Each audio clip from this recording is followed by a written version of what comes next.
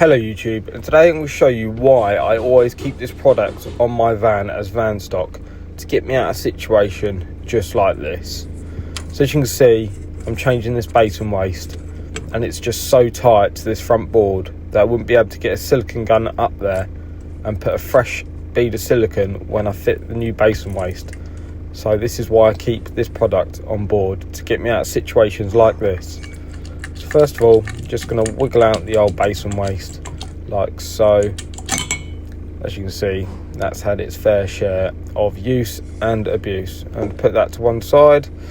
And then with that removed, I'm then going to clean it up with these really good wipes, these ultra grind wipes. They're nice, big and wet like they say on the packet. Give that a good clean inside and out.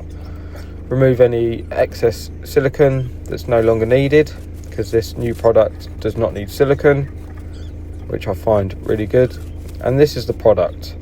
It's the universal basin waste in chrome. It does come in other colours, by Viva.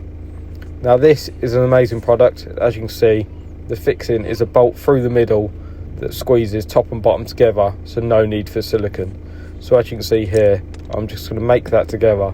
So you put the top bit in, line it up the bottom, then you screw in the bolt through the middle. No need for silicone, as there's washers top and bottom.